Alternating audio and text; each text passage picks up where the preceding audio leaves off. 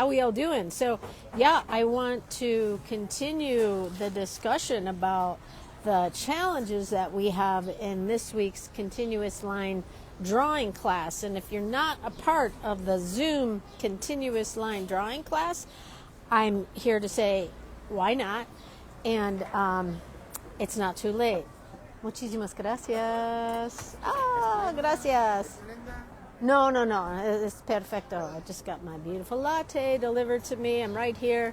The parque is right there. Rosie is right here. She's keeping an eye on things. We just came from the park where she met a million friends and on our way back home, and so I thought I'd stop and do a little thing.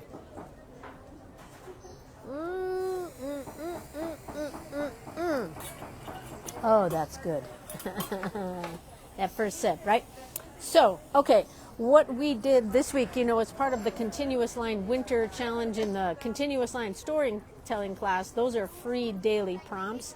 And so there's been lots of winter things. So this was our Continuous Line warm-up, which you can see is what I do with a ballpoint pen.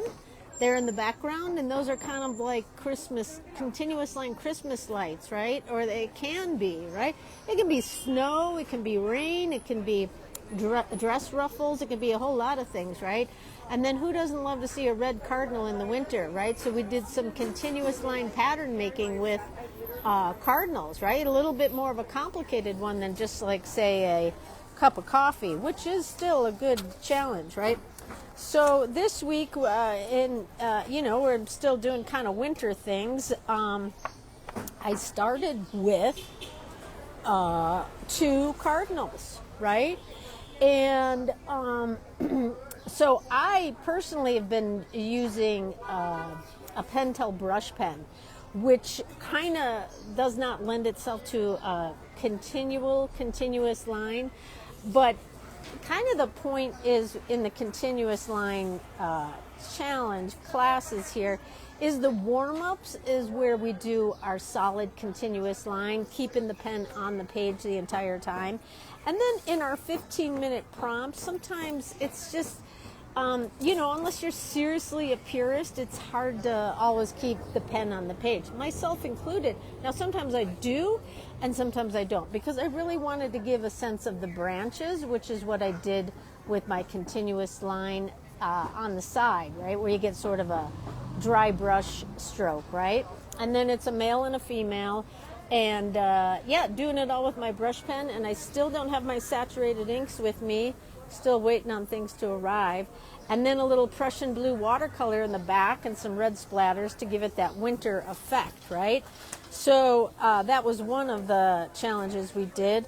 And then we did a whole winter wonderland. Oh my goodness, like just right out of a Dickens story. So it was, I created the prompt in AI. I wanted sort of a classic Christmas scene. And something I learned early on was that winter doesn't have to be black and white. I'm from Chicago. My memory of winter in Chicago can be very gloomy and gray and bleak. But it doesn't have to be in the world of watercolor, right? So this, again, I did this whole city scene with my Pentel brush pen. I mentioned before that Danny Gregory was in Mexico City and he'd used nothing but his brush pen. I mean, he used other things, but mainly when he went out in the street, he just used his brush pen. And so I have taken that upon myself to kind of have that be my challenge. I started with these buildings over here and the trees, and then when I did the Christmas tree, I just snaked my way around to get a sense of tree limbs and ornaments. And then I made the conscious decision, I'm not going to paint it so it looks like the brightest, whitest Christmas tree, right? And then did this, and then, people, and where is, oh, there's me and Rosie. Rosie is escaping the scene and me running after her, right? So again, with the brush pen, which isn't always continuous line, but in these 15-minute challenges, we're sort of asked to just keep going, right? And so even if you lift the pen, the fact that we're doing complex scenes in 15 minutes, the pure nature of that is you just keep moving, right? And so then in the Tuesday class, I presented a prompt that, of course, elicited a lot of moans and groans, because what do you think is the thing people are most afraid of drawing?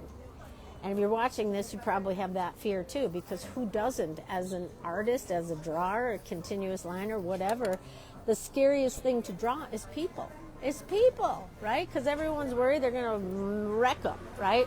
Well, I say go ahead and wreck them, right? Go ahead and wreck the people, but you take the challenge of drawing people as an opportunity to just stick with your continuous line. And don't worry if you wreck them, and don't worry if you make them ugly or fat or old or young or whatever. It doesn't matter, because with practice it gets better. So the drawing prompt in the Tuesday class was 3 choir singers, 3 African American choir singers, right? And they were clapping. It was so hard, right? Like, everyone looked at this and they were like, "Are you kidding me?" And I was like, "No, I'm not kidding you." And I also know that it's a hard prompt and it's scary, and if you wreck it, it doesn't matter. And if they don't look like people, if they look like aliens, if they look like monsters, it doesn't matter. But what I invite you to do is just stick with the continuous line and just see where it takes you. Because at a certain point, if you've been drawing in my groups, or if you've been drawing, not even in my groups, if you've been drawing, you start to develop eye-hand coordination, and there's a trust that happens, right? Like, over time, your mind may say, "Hey, draw that doggy," right? And my hand can do it. And whereas in the beginning it's like, "Oh, that's not a doggy, it's a cat, it's whatever, it's a squirrel," whatever. But over time and with practice, you get sharpened, right? It's kind of about my logo. The eye-hand coordination connects your heart to your eye to your crown chakra, right? And I think that is a beautiful thing that happens as we become practiced artists. Excuse me, I need a sip of my latte. So I challenged everyone after they stopped moaning and groaning, I said, just try it. If you just want to draw one person, just draw one person. If it scares you, so what? Just push through it, right? Just do your best, and it's okay if you wreck them, right? So here's what I did. I started with this gal with her glasses, and the prompt was 3 African American women in a church singing and clapping, like some of the hardest prompts, right? Because the challenge to get the sense of singing, I kind of messed up their teeth. I was like, I know better than to draw the lines of the teeth. I just really want to draw this way, but sometimes I would forget, right? So I gave these gals a little bit of a snaggle tooth, but it doesn't even really matter, right? So I started with this gal, did her head, and then went into her hands, and then went into her head and did her hands, and I was like, oh my God, I don't have enough room. So I had her go off the page. But, and these are African American women, so I wanted to really try to get their features, right? Just generally speaking, I don't like to have us draw white people in my class, just because I've had enough of white people, right? So it's challenging. It's a good challenge to draw other ethnicities and explore other cultures and just try to get a sense of different features, right? I love that. And so, yeah, here are my 3 gals, and I have one of my saturated, well, I have 2 actually. I used my pink saturated inks. This is brown watercolor because they're not white. I didn't want to leave them white. And then my Japanese carbon ink. I just kind of, with a drier brush to kind of give it that sense of African American hair. Yeah, so really good challenge. At first everyone was like scared, but honestly in the show and tell, when everyone got to see what everyone did, we were all laughing. And it's, because generally speaking, if you try to do it in 15 minutes, you're going to get something, especially if you're a practice artist, if you've been in my group, if you're if you're an urban sketcher or whatever. At a certain point, it's just sort of like riding a bike, right? It's in you. It becomes part of you, right? And then the challenge with the 3 singers was, this is actually a church on the south side of Chicago, the church that was in the Blues Brothers movie. So it's called Pilgrim Baptist Church in the south side of Chicago. And because I wanted a church, but I didn't want like that Baroque or, European church. I wanted something that kind of, where would these gals be singing? And so I'm from Chicago, and so what I did is I found a picture of the church from the movie, and there was literally the Bluesmobile was parked in front, and then I recreated it in AI as a winter scene, and, removing any Blues Brothers things, but there's still cars covered in snow. See that? So here again, I used my brush pen. This was the only one where I used my Fude, because I love the line you can get with the Fude. So here with my brush pen, I'm just giving a sense of like the street kind of goes uphill a little bit and back. So this was a good lesson of perspective. I mean, it's a pretty simple A-frame church, simple más o menos, right? Because then it has this, like the church steeple here. And so there's two elements to this architectural building and the fact that it goes back prospectively. So these are all decisions that have to be made super quick. And, I've heard it from a number of women in my, I don't like perspective, I don't like drawing architecture, it's too hard. It is very hard. It's hard drawing it's hard drawing people, and it's hard drawing architecture, which is why I present these prompts to my groups and to me. I mean, I'm right with everyone that this is hard, right? But with practice, I mean, I did this in 15 minutes, and somebody said, "How do you do that in 15 minutes?" And I'm like, "Well, I practice every day. And so then you sort of just get, how to use some tools. Like I used the white crayon before I started painting to give a sense of sleet and snow. And then, I could have left this white or gray, but I have my watercolors with me, so I put in magenta and gold and Prussian blue and purple, just kind of dropping in different colors. And then with the brush pen, drawing the underneath of cars, right? Where are they? Drawing the underneath of cars, and then just drawing the buildings behind them to leave that sense of snow. I mean, it's pretty messed up looking. It looks like it's blowing up, but who cares, right?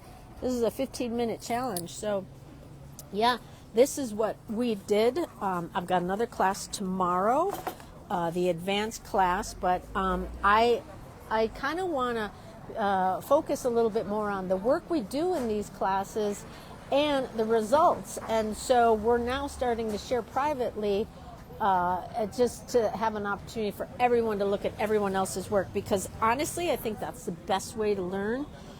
I mean, there's a lot of ways to learn, right? But so practicing, you can have all the best art materials in the world, but if you're not practicing, it doesn't matter, right?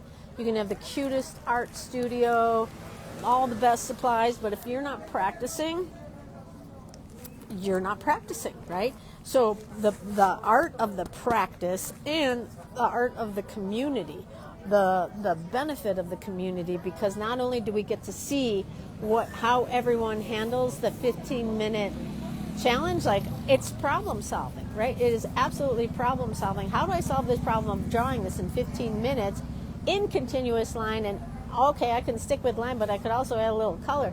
And not just watercolor, I could use saturated inks or watercolor. I don't have to use color at all, right? It's not a watercolor class. But at this point, I like to play with color tools and to see how I can make the magic happen in 15 minutes. So the continuous line Zoom classes it's the fastest hour in the world, because we do the warm-ups and then we go right into the 15-minute challenges, and it goes by super fast, and it's a great way to feel like creatively expressive, right? Because almost everyone who's doing it creates 2 works of art in each class, and it's very satisfying, right? It's not like a painting a week, and I'm not knocking painting that takes a week, but I don't have time for that. If I'm going to do art, bang, bang, bang. I want to be quick, efficient. I mean, that's why I wanted to be in Mexico City, just because the nature of this city is like quick and colorful and texture and chaos and poetry and drama, and nothing is straight and everything is crooked and it's colorful and it's wild and it's wacky. This is why I wanted to live in Mexico City, and I couldn't be happier. I'm so happy. People say, what did you do for your birthday? I moved to Mexico City and all my dreams are coming true. What are you doing for Christmas? I moved. What are you doing for the holidays? I moved to Mexico City and this is where I wanted to be, right? So I feel very content and happy to be here and happy to be a part of the Continuous Line Storytelling Group, and keep on drawing and tell your stories. I'll see you next time. Bye.